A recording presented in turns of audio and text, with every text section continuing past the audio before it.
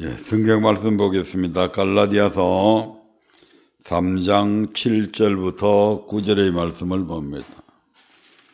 죄송합니다. 갈라디아서 6장 7절부터 9절의 말씀입니다. 다 찾으신 줄 알고 같이 합독하도록 하겠습니다. 스스로 속이지 말라. 하나님은 만홀히 여김을 받지 아니하시나니 사람이 무엇으로 심든지 그대로 거두리라. 자기의 육체를 위하여 심는 자는 육체로부터 썩어진 것을 거두고 성령을 위하여 심는 자는 성령으로부터 영생을 거두리라. 우리가 선을 행하되 낙심하지 말지니 피곤하지 아니하면 때가 이르매 거두리라. 아멘. 오늘 우리에게 주신 본문의 말씀을 통해서 심은 대로 거두리라고 하는 제목으로 함께 은혜 나누려고 합니다. 다음 주가 추수감사절인데 설교는 좀 분량이 많아서 오늘부터 시작합니다.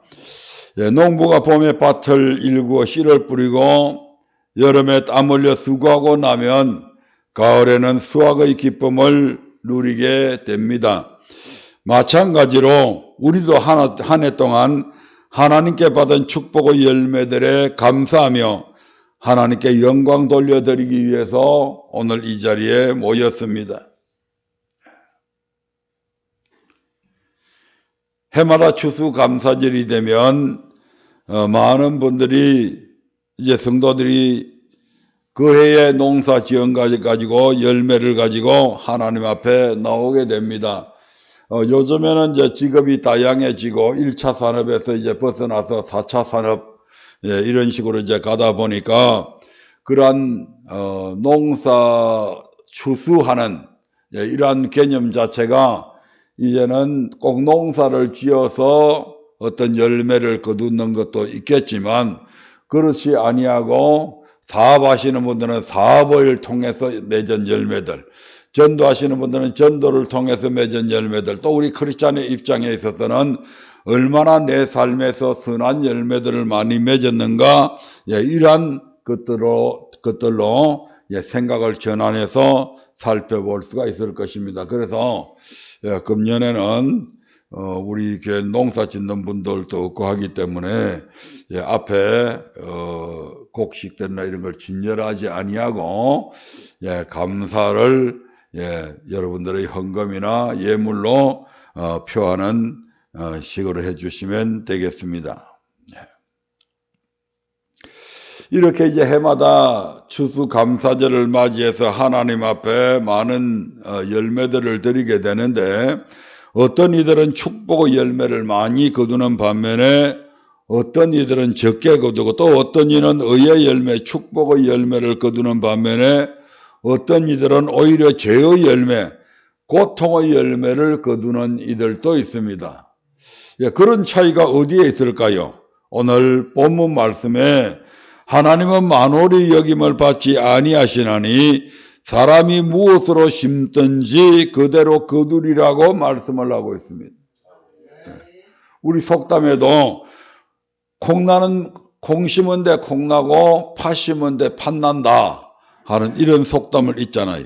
콩을 심었는데 팥을 거두거나 팥을 심었는데 콩을 거두는 일은 절대로 없습니다. 또한 씨를 적게 심으면 열매를 적게 거두게 되고 많이 심으면 많이 거두고 좋은 종자, 좋은 씨를 심으면 좋은 열매를 거두고 아무리 좋은 토양이라 할지라도 나쁜 씨를 심으면 종자가 나쁘면 나쁜 열매를 거두게 됩니다. 이와 같이 사람이 무엇으로 심든지 그대로 거두는 것이 하나님께서 세워놓으신 세상 만물의 이치입니다. 이걸 가리켜서 자연 법칙이라고 그러죠.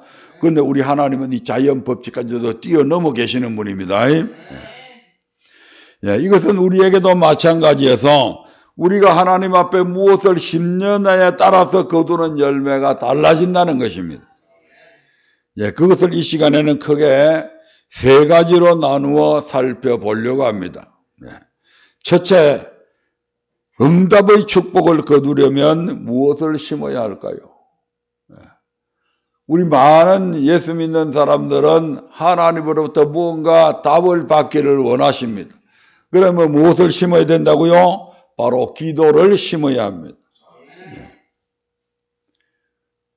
심지도 않고 열매 맺으라고 하는, 심지도 않고 열매를 거두려고 하는 그런 얌체는 아무도 없을 줄로 압니다.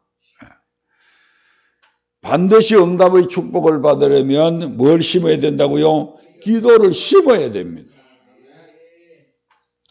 출애굽기 6장 2절부터 5절의 말씀을 한번 보겠습니다. 출애굽기 6장 2절부터 5절입니다. 네, 같이 읽어보겠습니다. 하나님이 모세에게 말씀하여 가라사대 나는 여호와로라. 내가 아브라함과 이삭과 야곱에게 전능의 하나님으로 나타났으나 나의 이름을 여호와로는 그들에게 알리지 아니하였고 가나안 땅 곧 그들의 우구하는 땅을 주기로 그들과 언약하였더니 이제 애굽 사람이 종을 삼은 이스라엘 자손의 신음을 듣고 나의 언약을 기억하노라.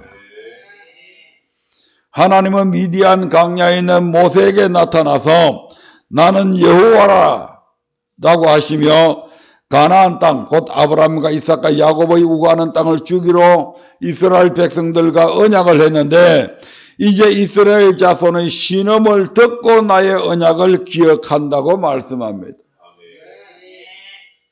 아하, 내가 아브라함과 이삭과 야곱에게 700년 전에 약속했던 그 약속을 기억해서 이제는 이스라엘 백성들을 약속한 대로 해방을 시켜줘야 되겠다. 그것을 우리 하나님께서 이스라엘 백성들의 신음을 듣고 신음을 들었다고 하는 것은 기도했다 이 말입니다. 하나님 앞에 울부짖으면서 그들의 고통을 하나님 앞에 호소했다 이 말입니다. 그러니까 하나님께서 그 언약을 기억해서 저 미디안 광야에 40년 동안 훈련받고 있던 모세에게 야 네가 내 백성을 애굽에서 이끌어내는 지도자가 되어줘야 되겠다. 이렇게 하셨다는 것이죠. 즉 하나님께서 자기 백성과 언약하시고 그 언약 안에서 일하시며 언약대로 이루시는 분이 우리 하나님이십니다. 창세기 15장에서 하나님은 아브라함에게 다음과 같은 약속을 하셨습니다. 창세기 15장 13절부터 18절입니다. 천천히 같이 읽어봅니다. 여호와께서 아브라함에게 이르시되 너는 정령이 알라. 내 자손이 이방에서 객이 되어 그들을 섬기겠고 그들은 400년 동안 내 자손을 괴롭게 하리니 그 섬기는 나라를 내가 징치할지며 그 후에 내 자손이 큰 재물을 이끌고 나오리라. 너는 장수하다가 평안히 조상에게로 돌아가 장사될 것이요 내 자손은 4대 만에 이 땅으로 돌아오리니 이는 아모리 족속의 죄악이 아직 간영치 아니함이니라 하시더니 해가 져서 얻을 때에 연기나는 풀무가 보이며 타는 햇불이 쪼갠 고기 사이로 지나더라. 그날에 여호와께서 아브라함으로 더불어 언약을 세워 가라사대 내가 이 땅을 애국 강에서부터 그 큰 강 유브라데까지 내 자손에게 주노니. 하나님은 아브라함에게 그 자손이 이방에서 객이 되어 400년 동안 그들을 섬긴 후에 다시 이 땅으로 돌아올 것이며 애국강에서부터 그 큰 강 유브라데까지 가나안 일경을 네 자손에게 내가 주겠다고 이렇게 약속을 하셨습니다. 이 약속대로 하나님은 야곱과 그의 식솔들을 흉년이 들게 만들어서 가나안 땅에 흉년이 들게 만들어서 애굽 땅에 내려보내셨고 그들은 그곳에서 생육하고 번성해서 마침내 큰 민족을 이루게 됩니다. 야곱이가 그 애굽 땅에 내려갈 때만 해도 야곱의 전체 식솔들은 약 75명 정도밖에 안 되었습니다. 그런데 이제 그들이 400년 동안 그 애굽 땅에서 살면서 생육하고 번성했다. 그래서 큰 민족을 이루었다. 이때는 이제 그들의 총리 되었던 요셉은 이미 죽고 요셉으로 말미암아 애굽의 왕실이 그렇게 튼튼한 왕실이 되었음에도 불구하고 그런 은혜는 다 잊어버리고 이스라엘 백성들이 큰 민족으로 번져나가게 되니까 애굽 왕이 두려움을 느끼게 된 겁니다. 저 이스라엘 민족들이 저렇게 숫자가 기하급수적으로 늘어나게 되면 결국 저들이 나중에 우리한테 반기를 든다면 또는 외부에 있는 다른 적국과 힘을 합쳐가지고 우리나라를 공격해 온다면 우리는 졸지에 멸망당할 수밖에 없겠구나. 그렇게 해서 그때부터 이스라엘 백성들을 노예로 삼고 그들에게 중노동을 시킵니다. 노동을 심하게 시키면 저들이 피곤해서 꼬라 떨어져서 자식을 더 못 놓겠지. 그렇게 생각했던 것이죠. 그런데 그럼에도 불구하고 점점 더 인구가 불어나니까 야 이제는 안 되겠다. 이제는 노골적으로 이스라엘 자손들 중에서 남자로 태어나는 아이들은 전부 다 나일 강물에 다 버리도록 만들어버렸습니다. 그런 조치를 내리게 됩니다. 그래서 처음에는 산파들을 시켜서 이스라엘 백성들의 여자들이 애들을 낳을 때에 남자면 무조건 죽이라고 산파들에게 그렇게 지시를 했지만 산파들이 하나님을 두려워해서 그렇게 하지 않았습니다. 그래서 문책을 하니까 아이고 이스라엘 여자들은요 너무 건강해가지고요 우리가 아기 낳는다고 소식을 듣고 배가 뭐 튼다는 소식을 듣고 가보면 벌써 아기를 낳아놨습니다. 이미 낳아놓은 아이를 우리가 죽일 수는 없지 않습니까? 이렇게 해서 하니까 나중에는 노골적으로 애굽 왕이 이스라엘 백성들의 남자아이들은 사내아이들은 전부 다 강물에 버리도록 했던 것이죠. 그러니까 이제 이스라엘 백성들은 10달 동안 배 아파서 낳은 그 자식을 나일 강물에 버려야 되니까 그 부모들의 고통이 얼마겠어요. 그러니까 이제 부모 하나님 앞에 그때부터 기도하기 시작하는 겁니다. 그걸 가리켜서 신음했다고 그러잖아요. 하나님 너무 괴로워요. 이 고통 가운데서 우리를 건져 주시옵소서. 우리를 해방시켜 주시옵소서. 이렇게 하나님 앞에 기도를 하게 되었고 하나님은 그 기도를 들으시고 그 부르짖음을 들으시고 하나님께서 그들의 조상 아브라함, 이삭, 야곱에게 약속하셨던 그러한 언약을 기억하셨다 이 말입니다. 아멘. 하나님은 창세기 15장에서 이미 아브라함에게 네 자손 곧 이스라엘 백성이 이방에서 객이되어 그들을 섬기다가 4대 만에 돌아와서 가나안 땅을 기업으로 얻게 되리라고 약속을 하셨습니다. 그러나 이스라엘 자손이 부러지졌을 때에 비로소 그들의 신음을 들으신 후에야 그 약속을 기억하사 이루시고자 하셨다는 것입니다. 이는 무엇을 의미할까요? 바로 하나님은 여호와 즉 언약의 하나님으로서 자기의 택한 자와 언약을 반드시 맺습니다. 그러나 하나님께서 우리와 언약을 맺으시고 우리에게 많은 축복을 약속하셨을지라도 우리가 기도할 때 비로소 그 약속의 말씀을 기억하시고 이루어 주신다는 것입니다. 이는 예레미야 33장의 말씀을 통해서도 알 수 있습니다. 예레미야가 시대들에 갇혔을 때에 여호와의 말씀이 예레미야에게 임하게 됩니다. 예레미야 33장 1절부터 3절을 봅니다. 시작.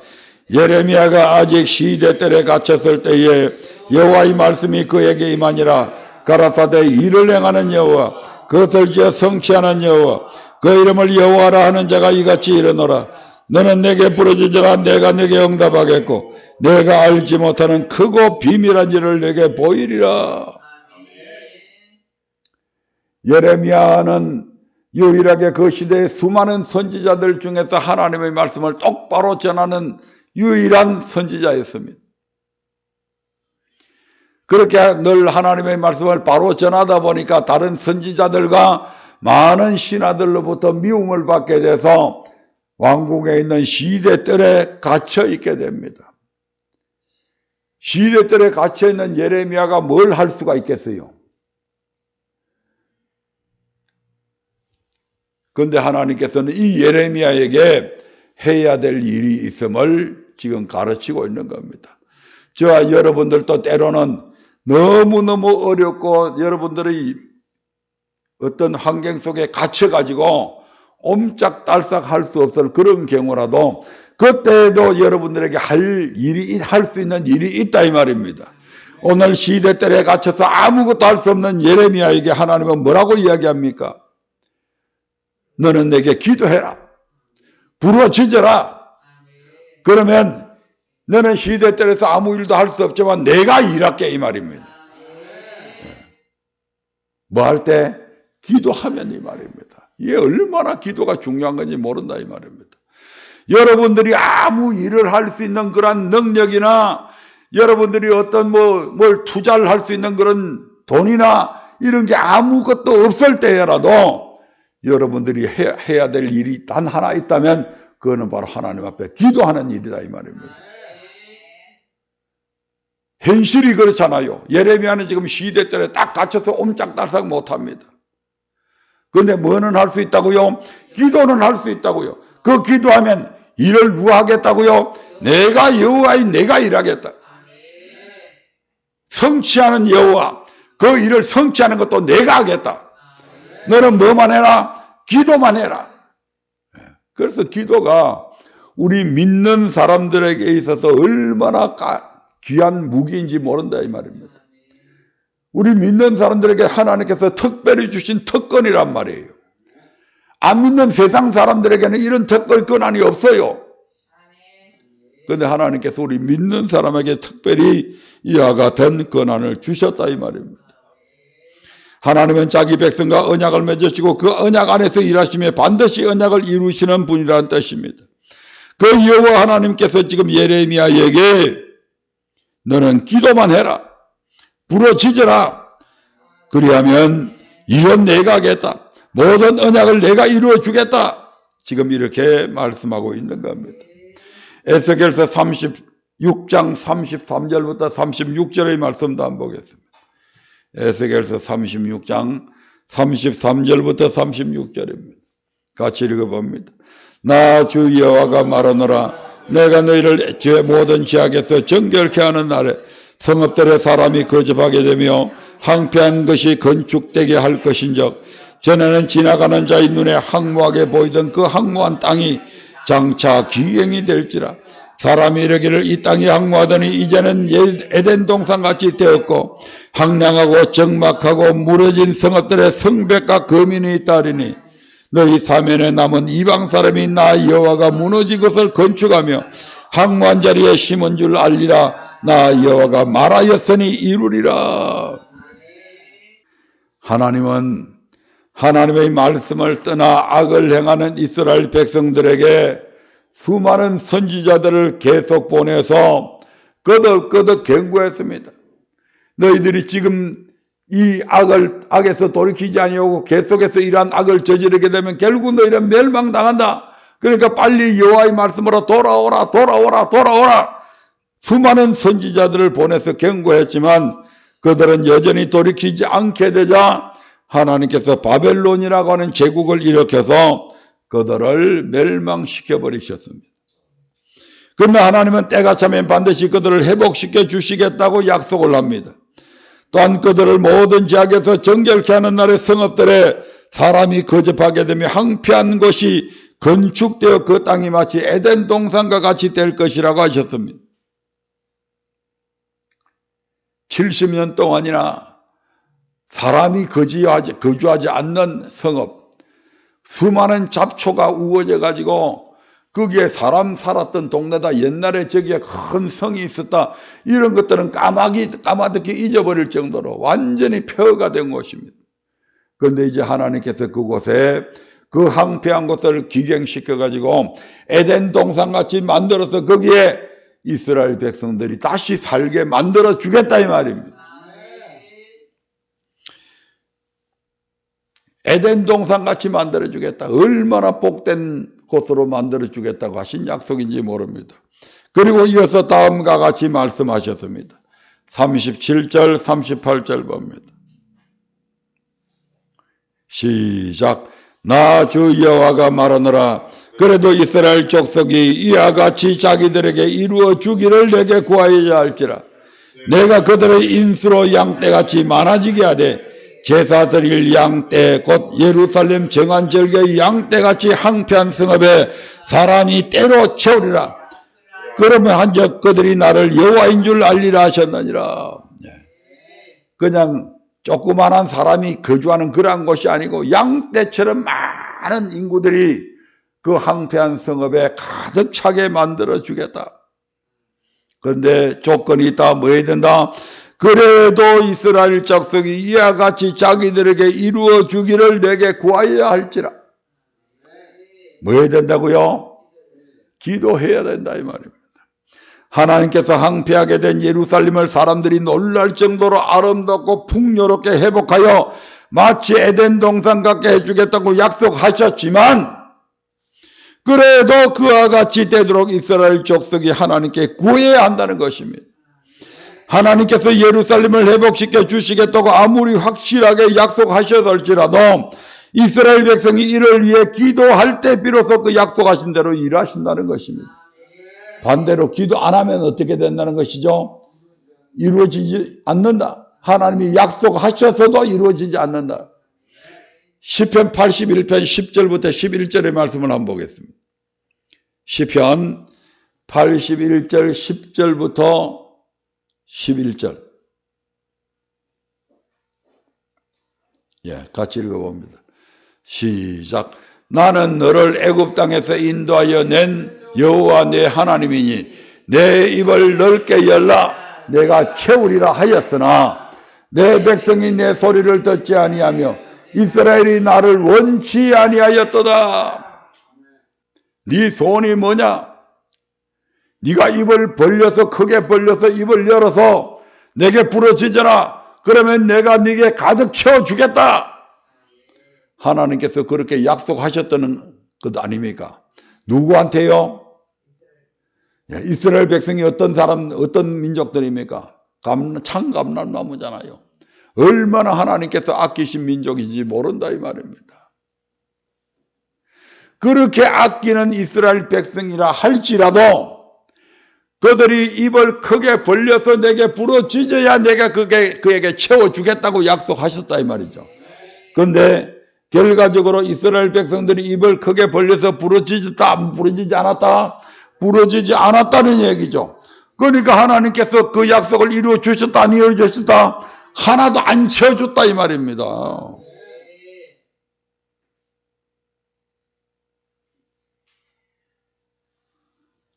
하나님이 안 채워주셔서 약속하셨는데 왜?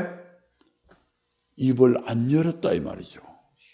입을 벌려서 우리 하나님 앞에 기도해야 되는데 그리 안 하셨다는 것이죠. 그러니까 하나님께서 채워주시지 않는 것입니다.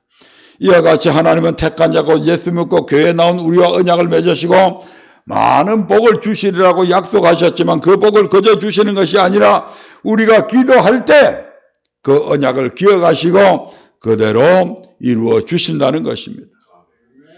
따라서 우리는 성경에 약속해 놓으신 많은 축복들을 받기 위해 반드시 뭐 해야 된다? 기도해야 합니다. 즉 약속하신 모든 축복을 응답의 열매로 받기 위해서는 먼저 기도를 심어야 한다는 것입니다. 하나님께서 이러한 사건들을 성경 곳곳에서 보여주고 있잖아요. 엘리야 선지자에게도 그것을 보여주셨잖아요. 갈멜산에서 하나님이 참신이냐 너희들이 섬기는 바알과 아세라 신이 참신이냐 내기를 해가지고 바알과 아세라 선지자 850대 1로 경쟁을 내기를 했잖아요. 뭘 걸고? 생명을 걸고. 그래서 엘리야가 승리하잖아요. 그래서 그 850명을 전부 다 목베어 죽여버리잖아요. 그러고 나서 왕은 저 위에 올라가서 잡수십시오. 음식을 좀 들고 계십시오. 그리고선 자기는 오대로 올라갔다 갈멜산 꼭대기에 올라가가지고 하나님 앞에 간절히 기도합니다. 뭐 해달라고? 비 내려달라고. 아니 하나님이 분명히 비를 내려주시겠다고 약속하셨거든요. 그래서 3년 6개월 동안 비를 내리지 않다가 하나님께서 이제 비를 내려주겠다고 약속해서 지금 아방을 만난 거단 말이에요. 만약에 비 내려주지 아니하면 지금 엘리야는 목이 댕강 날아갑니다. 거짓말 했다고. 그래서 엘리야가 지금 하나님께서 약속하셨으면 해주겠지 이게 아니고 그 비가 내리기까지 엘리야가 하나님 앞에 간절히 기도하는데 몇 번을 기도한지 아십니까? 꼭 같은 기도의 제목을 놓고 7번이나 기도를 합니다. 7번째 사안에게 사안이 대답하기를 예 선지자님 저쪽에 지중해 쪽에 사람 손바닥만 구름 하나 떴습니다. 그러니까 됐다 내려와라. 그리고 아방한테 가가지고 지금 큰 비가 올 테니까 빨리 마차를 끌고 타고 지금 궁으로 빨리 달려가십시오. 예, 그리고서 하나님께서 엘리야에게 힘을 줘가지고 엘리야가 말보다 더 빠르게 말 앞에서 막 아방을 궁으로 인도해 나는 이런 놀라운 일들이 벌어지죠. 뭐였기 때문에? 기도하니까. 분명히 하나님께서 약속하셨는데 기도 안 하면 안 된다 이 말입니다.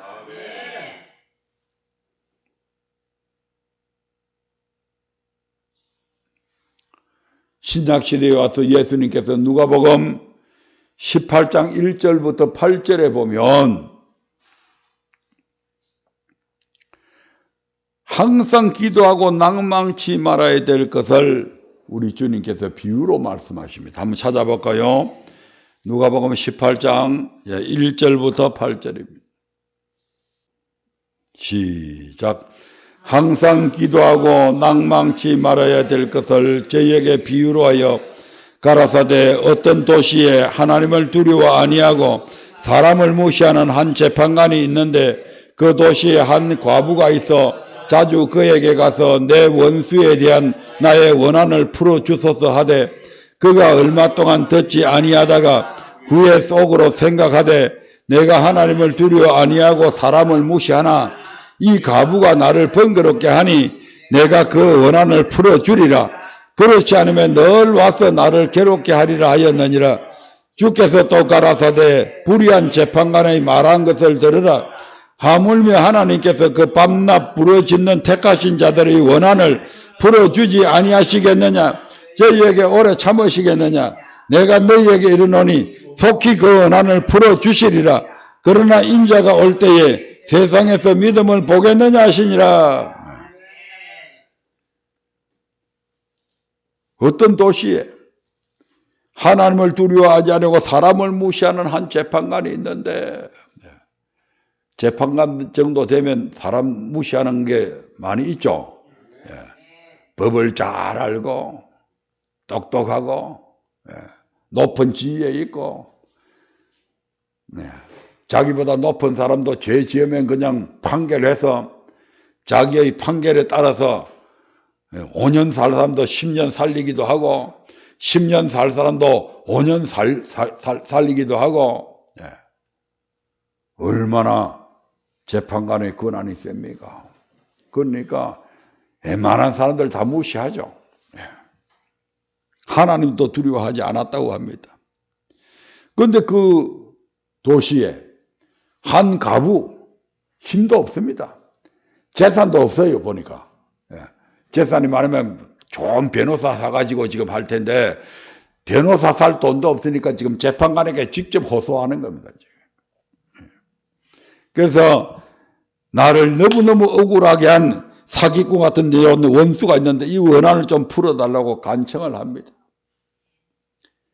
맨날 아침에 출근하면 언제 왔는지 이 여자가 딱 와가지고 절 꼬박하면서 재판관님 제 손 좀 들어주세요. 퇴근하면 언제 왔는지 자기 집 대문에 딱 와가지고 재판관님 제 손 좀 들어주십시오. 그걸 그냥 하루 이틀 무시하고 지냈는데 이제는 꿈자리까지 뒤숭숭합니다. 어느 날 가만히 생각해 보니까 내가 하나님도 두려워하지 않고 사람도 무시하지만 이 여자가 나를 번거롭게 한다. 이제는 꿈자리까지 사납다. 이 일을 내가 해결해 주지 아니하면 이 여자가 계속해서 나를 찾아와서 하루 이틀 하다가 그냥 간둘 여자가 아니에요. 보니까 저 여자가 계속해서 나를 괴롭힐 테니 내가 편해지기 위해서라도 들어줘야 되겠다 이 말이거든요. 그래서 이 재판관이 한 말을 들어봐라 이 말입니다. 그 여자가 정말 뭐 억울해서 동정심이 가서가 아닙니다. 내가 괴로우니까 그 괴로움에서 탈출하는 유일한 방법이 이 여자 손 들어주는 거다 이 말입니다. 그러면서 하물며 이렇게 하잖아요. 우리 하나님은 불의한 분이 아니죠. 하물며 하나님께서 그 밤낮 부르짖는 택하신 자들의 원한을 풀어주지 않겠느냐. 내가 내 자녀들의 원한을 풀어주지 않겠느냐. 그 억울함을 모른 채하고 맨날 뒤돌아 있겠냐 이 말입니다. 지금. 반드시 응답한다. 속히 그 원한을 풀어줄 것이다. 그런데 인자가 올 때에 세상에서 믿음을 보겠느냐. 끝까지 믿고 기도하는 사람이 없다 이 말입니다. 몇 분 해보다가 그냥 중대에서 포기하는 사람들이 너무너무 많다는 것이죠. 이루어질 줄로 끝까지 믿는 사람들은 어떻게 한다? 끝까지 기도하게 되어 있죠. 그런데 어느 정도 기도해 보다가 안 되니까 그냥 아유 안 해주나 보다. 이 기도는 안 들어주나 보다 하고 포기해 버린다 이 말이죠. 안 믿는다 이 말이죠. 인자가 올 때에 세상에서 믿음을 보겠느냐. 우리는 믿되 끝까지 믿어야 됩니다. 끝까지 믿고 기도해야 된다 이 말입니다. 우리 하나님의 자비하심을, 우리 하나님의 인자하심을, 우리 하나님께서 기도에 반드시 응답해 주심을 끝까지 믿고 응답할 때까지 기도해야 됩니다. 그분께서 더디 응답하시는 이유들도 있단 말이에요. 그걸 통해서 기도하지 않는 우리를 기도의 사람으로 훈련시키기 위해서 때로는 금방 응답해 줄 것도 때로는 오랜 인내하면서 기도하기를 인내심이 부족하다. 그걸 통해서 인내하기도 우리 하나님께서 원하시고 그런 여러 가지들을 훈련을 시키시는 거예요.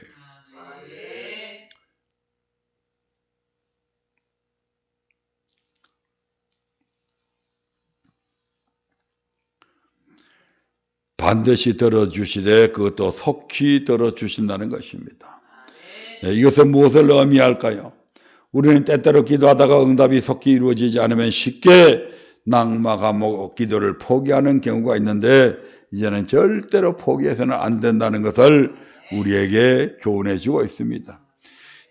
응답의 열매를 거두기 위해서 기도를 심어야 하고 기도를 심되 포기하지 아니하고 응답이 이루어질 때까지 인내하면서 심어야 한다 이 말입니다. 이상 살펴본 말씀처럼 구원받은 우리에게 여호와적 언약의 하나님으로 역사하십니다. 우리와 약속하시고 반드시 그 약속대로 행하신다는 것입니다. 그러나 하나님은 우리가 기도할 때 비로소 그 언약을 기억해서 우리에게 이루어 주십니다. 그러므로 성도 여러분, 하나님의 모든 축복의 약속을 받아 누리기 원하신다면 또한 여러분이 소원하는 모든 일에 응답의 열매를 거두기 원하신다면 기도를 심으시기 바랍니다. 가난해서 부자 살기를 원합니까? 기도하십시오. 무지해서 지혜롭게 되기를 원하십니까? 기도하십시오. 낮은 자리에서 높은 자리에 올라가기 원하십니까? 기도하시라 이 말입니다. 맨날 다니면서 나의 비루한 모습 때문에 비천한 모습 때문에 하나님의 영광을 가립니까? 하나님의 영광을 드러낼 수 있도록 머리 되고 꼬리 되지 않게 하고 위에 있고 아래에 있지 않게 해달라고 기도하시라 이 말입니다.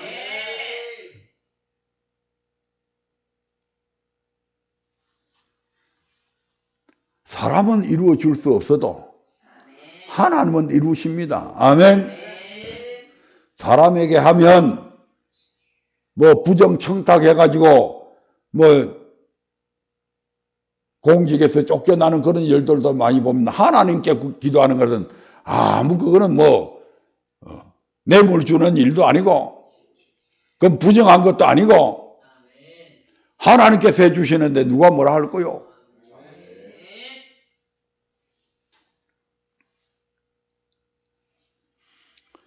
한두 번 기도해보고 빨리 응답이 오지 않는다고 포기하지 마시고 인내함으로써 끝까지 기도하시기 바랍니다. 그리할 때 하나님은 여러분에게 언약하신 일들을 이루어 주실 뿐 아니라 여러분의 간구하는 기도에 오래되지 않아 응답하여 주실 것입니다. 어떤 분들은 목사님 저 조금 기도하다 보면 기도할 게 없어요. 그런 분들은 하나님 나 1시간 기도해야 되겠는데요. 10분만 하면 기도할 게 없어요. 1시간 기도할 수 있도록 해주세요. 1시간 기도할 수 있도록 성령으로 충만하게 해주시든지 내 입을 하여튼 뭐라고 떠들든지 간에 하나님 앞에 1시간 동안 기도할 수 있도록 도와주세요. 그래 기도하시라 이 말입니다. 하나님 나는 기도할 때에 온갖 잡생각들이 자꾸 일어나요. 기도에 집중을 못하겠어요. 그런 분들은 하나님 나 열심히 기도했는데 기도에 완전히 몰입해서 기도하고 싶은데 자꾸 세상 것들이 내 머리를 어지럽히고 이래서 기도가 잘 안 돼요. 하나님 앞에 집중해서 기도할 수 있도록 도와주세요. 그리고 기도하시라니까요. 그 로마서에서 8장에서 뭐라고 이야기합니까? 우리는 마땅히 빌 바를 안다 모른다? 모른다. 내 앞에 지금 어떤 위험한 일이 닥쳐 있는지 나는 몰라요. 근데 누구는 안다? 하나님은 아시는 거요. 예. 어제 그 이태원에 그 엄청난 참사가 났는데 우리 권사님은 그러한 일이 일어날지 안 일어날지도 몰랐어. 다정이가 거기 갈지 안 갈지도 모르는 거요. 그런데 하나님께서 성령이 말할 수 없는 탄식으로 권사님이 기도할 때에 그렇게 그 기도를 하게 만들었다 이 말입니다. 그곳에 가지 않도록. 우리는 마땅히 빌 바를 그런 일이 있을지도 꿈에도 생각 안 했잖아요. 그런데 우리 하나님은 알고 계신다 이 말입니다. 그래서 우리로 하여금 기도하게 만들어요.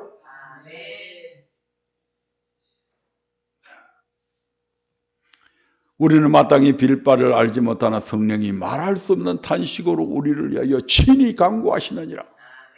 아멘. 그 하나님 앞에 하나님 나는 뭘 지금 기도해야 될지 모르겠어요. 그런데 하나님께서 지금 내게 기도할 수 있도록 나를 위해서 기도해 주세요. 그리고 나도 그러한 기도를 할 수 있도록 내 기도를 이끌어 주세요. 이렇게 기도하시라니까. 그러면 1시간 기도하게 되고 1시간 하다가 이제는 2시간 해야 되겠다. 1시간 짧아서 안 되겠더라.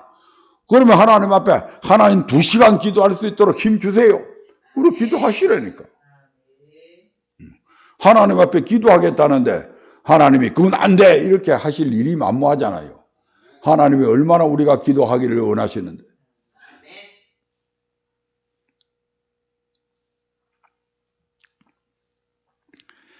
예, 기도하세요. 예, 기도를 심어서 여러분이 소원하는 그 모든 소원이 하나님께서 응답해 주시는 아름다운 축복으로 다가오기를 주의 이름으로 축원드립니다. 예, 두 번째로 물질의 축복을 거두려면 무엇을 심어야 할까? 그러니까 이게 하나님 앞에 구하는 것도 각기 종류가 틀리더라고요. 예. 물질을 나는 좀 부자가 되어봐야 되겠다. 물질의 축복을 거두기 위해서는 거기에 따르는 것을 심어야 된다 이 말입니다. 기도로도 심어야 되지만 물질의 축복을 거두려면 무엇을 심어야 되냐 하면 성경적으로 온전한 11조를 심으라고 성경은 그렇게 가르칩니다. 온전한 11조를 심어야 한다. 무엇으로 심든지 심은 대로 거둔다고 우리 주님은 말씀하셨습니다. 그러므로 물질의 축복을 거두려면 우리는 물질을 심어야 합니다. 이에 대해서 말라기 3장에서는 이렇게 말씀합니다. 말라기 3장 10절입니다.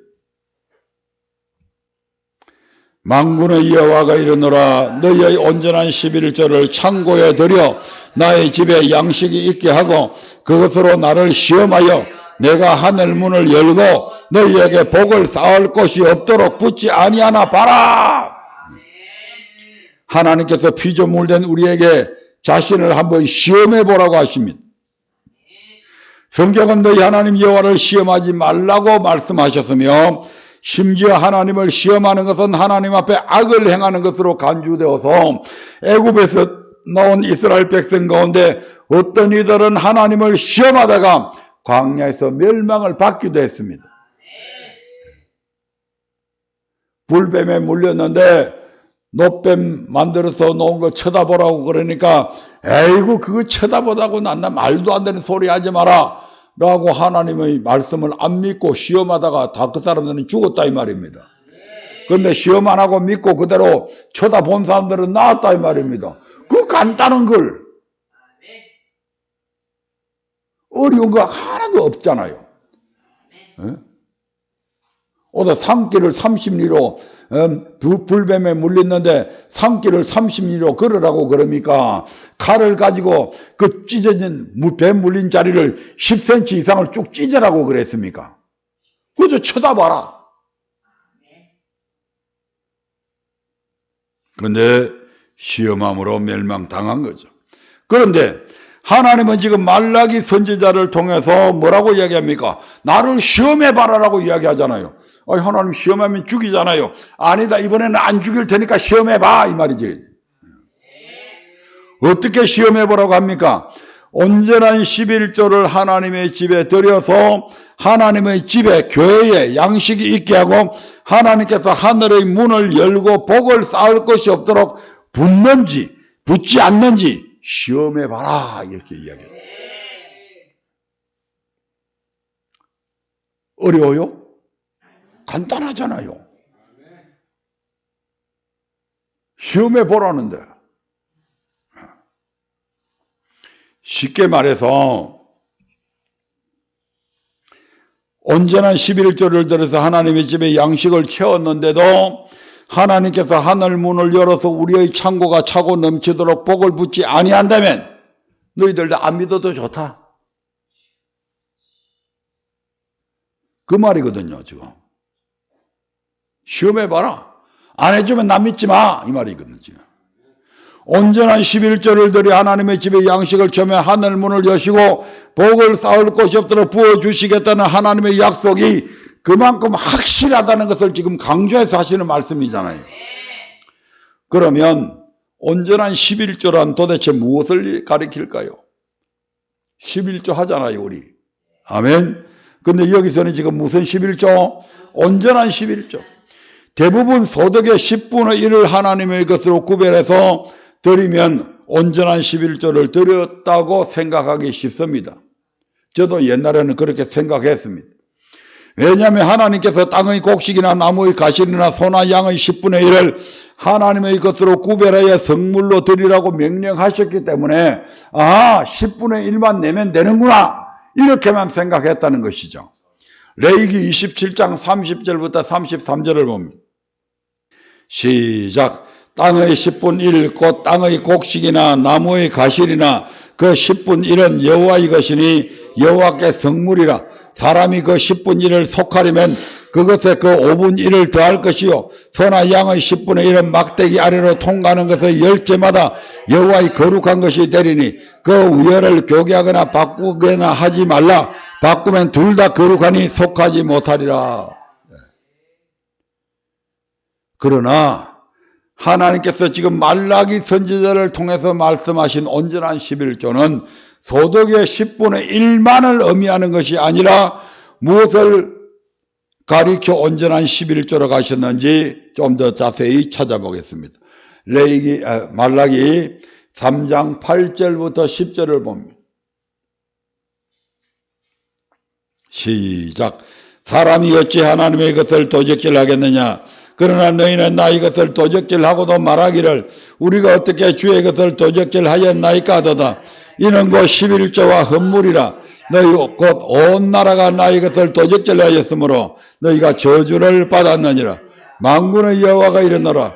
너희의 온전한 11조를 창고해드려 나의 집에 양식이 있게 하고 그것으로 나를 시험하여 내가 하늘 문을 열고 너희에게 복을 쌓을 것이 없도록 붙지 아니하나 보라.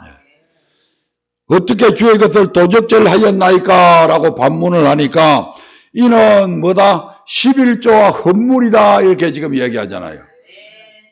네가 10분의 1만 내냐니 그건 헌물을 가지고 네가 도둑질 했잖냐 이 말이거든요. 11조만 내고 헌물 안 들였으니까 네 그 도둑질 했다 이 말이거든요. 그래서 온전한 11조는 뭐냐? 11조와 헌물이 포함되는 겁니다. 아멘. 사람들이 하나님의 것을 도적질하고도 우리가 어떻게 주의 것을 도적질하였나이까라고 묻는데 이런 거 11조와 헌물이라고 말씀합니다. 그리고 이 11조 헌물을 가리켜서 10절에서는 온전한 11조라고 말씀합니다. 즉 소득의 10분의 1뿐만 아니라 각종 헌물까지 함께 합하여 온전한 11조라는 것입니다. 그러므로 온전한 11조를 창고해드리 하나님의 집에 양식이 있게 하라는 것은 11조뿐만 아니라 건축헌금, 성교헌금, 구제헌금, 규례의 예물, 절기의 예물들과 같은 각종 헌물을 들여서 하나님의 집에 양식이 있게 하라는 뜻입니다. 그리할 때 하나님께서 하늘 문을 여시고 쌓을 것이 없도록 복을 부어주신다는 것입니다. 나는 그럴 돈이 없는데요. 쪼개라 이 말입니다. 그러면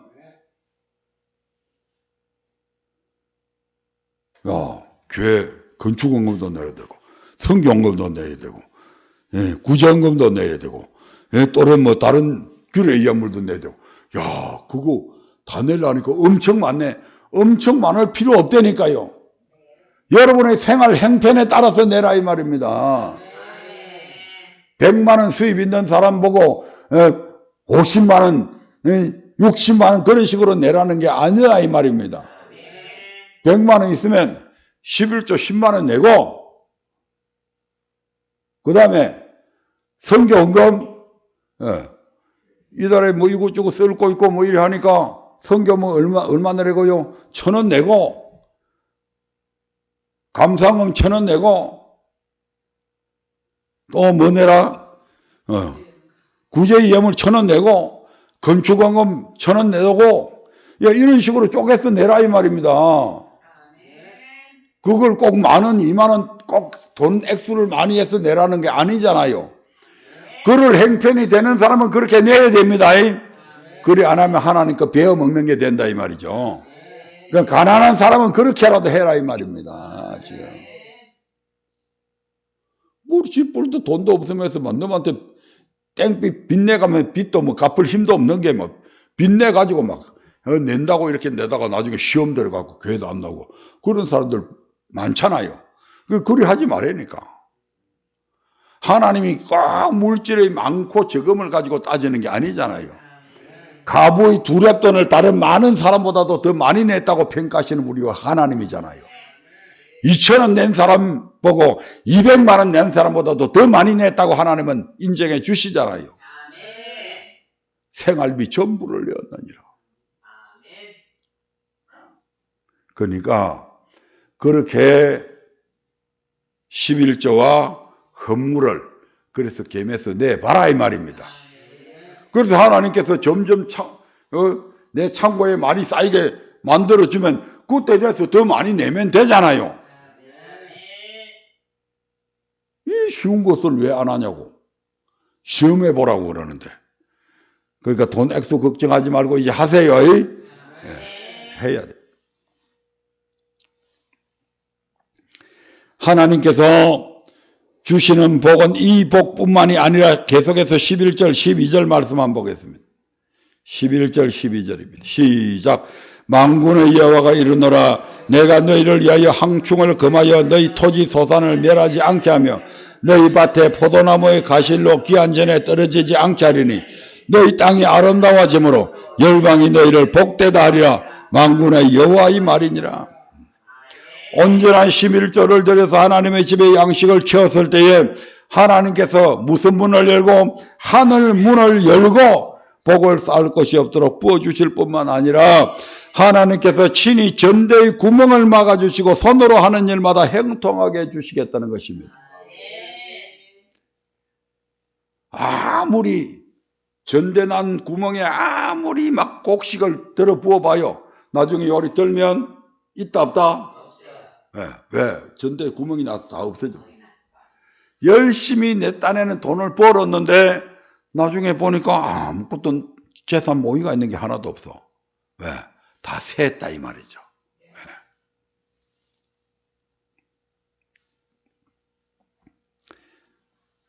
근데 온전한 11조를 드리게 되면 하나님께서 전대의 구멍까지도 막아주시고 손으로 하는 일마다 형통하게 해주신다.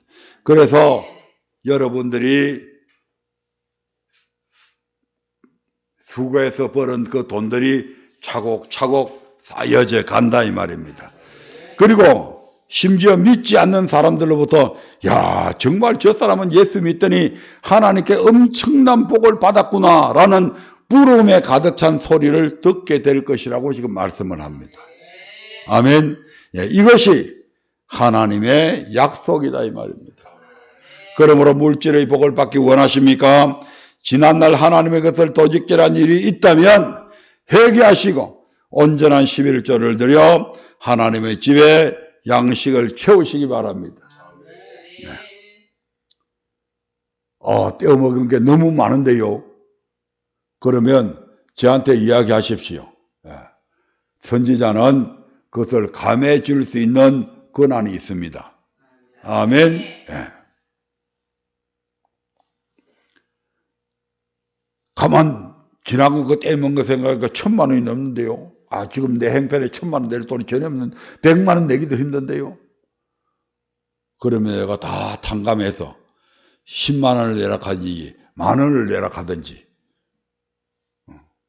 내한테 그런 권한이 있다니까 하나님께서 그렇게 권한을 주셨다니까.